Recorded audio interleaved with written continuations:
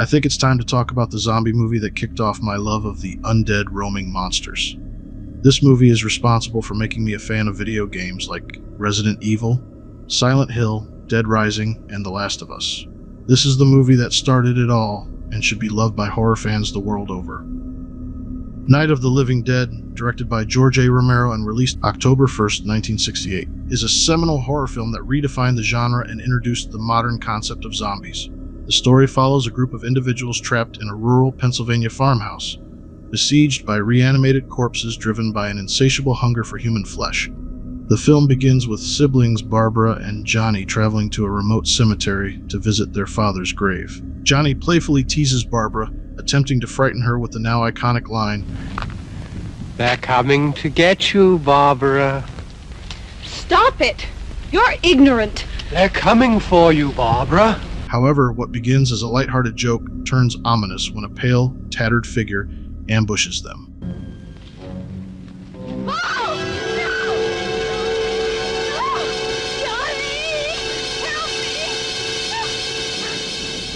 Johnny attempts to defend his sister, but is overpowered and killed, his head striking a tombstone.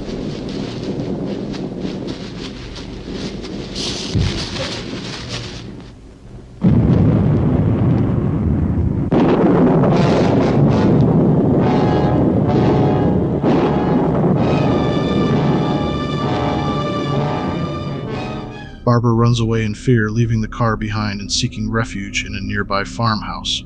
When she enters the seemingly abandoned house, she discovers a terrifying sight.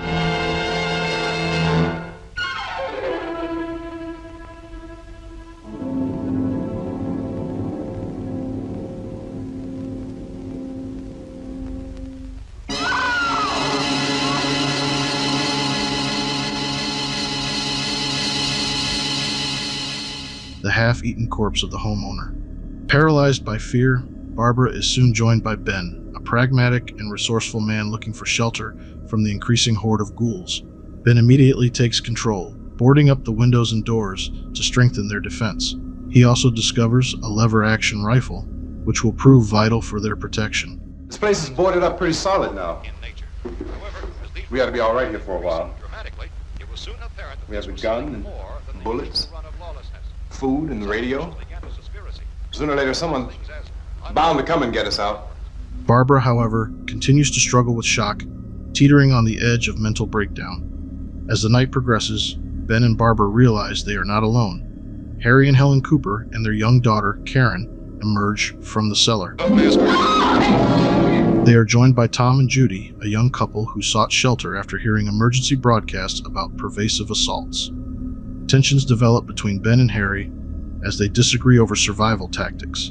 Ben advocates remaining upstairs, hoping to escape, while Harry argues that the cellar, with its single entry point, is the safest option.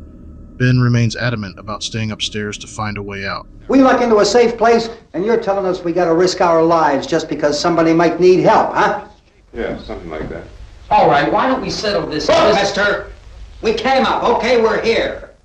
Now I suggest we all go back downstairs before any of those things find out we're in here. They can't get in here. You got the whole place boarded up? Yeah, most of it. All but a few spots upstairs.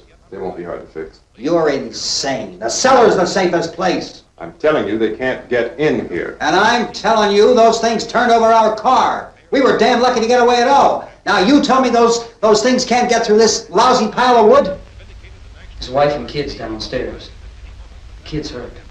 Karen is unwell, having sustained a mysterious bite. Radio and television broadcasts reveal the horrifying reality.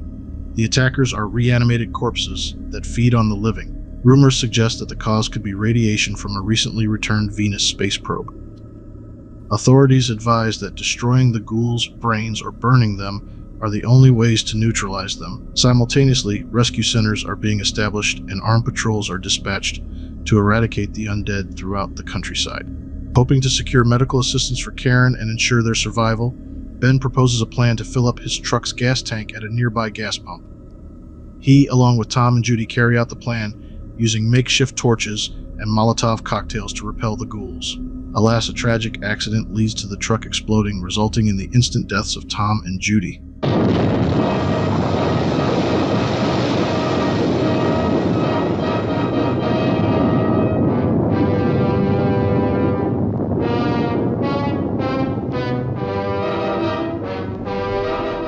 Ben barely escapes and heads back to the farmhouse, where tensions between him and Harry worsen. As night falls, the situation spirals out of control. The ghouls manage to breach the defenses, causing a violent struggle inside the house. Harry attempts to seize control of the rifle, but is shot by Ben in the ensuing altercation.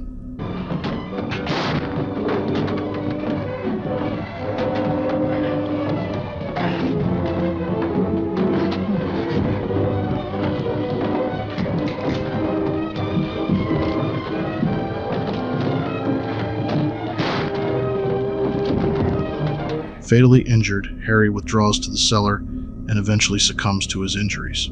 Meanwhile, Karen surrenders to her infection and turns into a zombie, horrifyingly consuming her father's remains before killing her mother with a masonry trowel.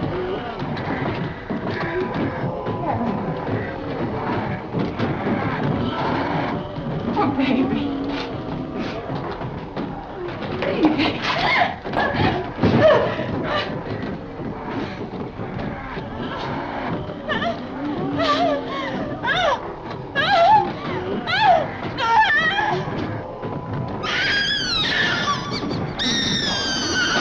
Barbara tries in vain to fight off the assailants, only to be pulled into the Hoard by her now reanimated brother Johnny.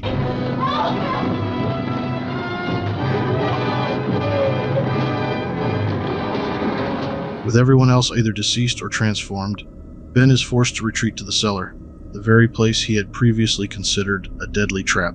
He endures a terrifying night, listening to the ghouls prowling above.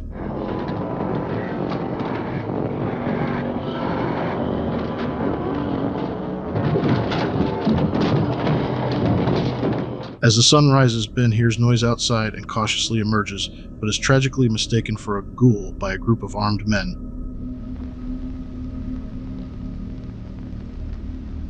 You, drag that out of here and throw it on the fire. Nothing down here? All right, go ahead down and give him a hand. Let's go check out the house. There's something there. I heard a noise.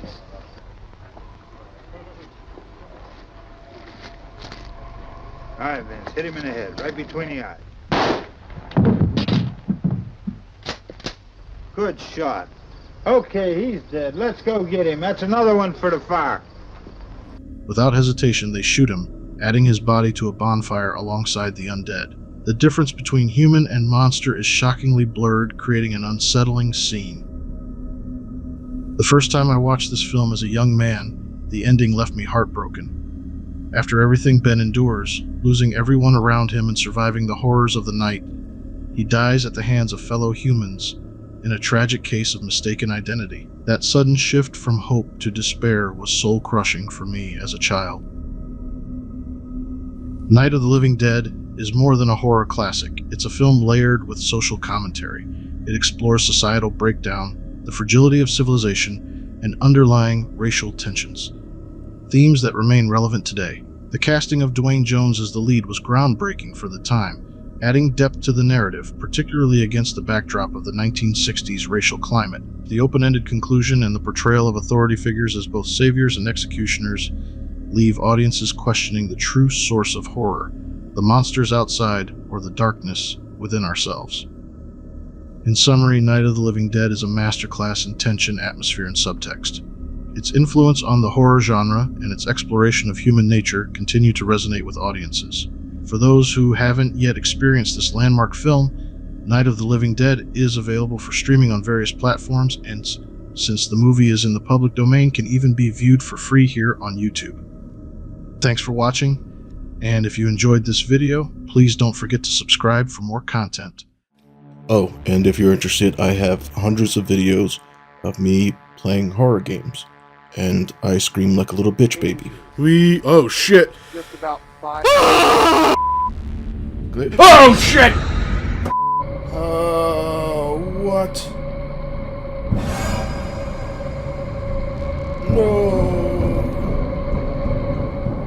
No. Nope. Oh, that was a fun day at the woods. But anyway, that's all I have for you guys in this one. Take care, have a good day, and we'll see you in the next one. Bye.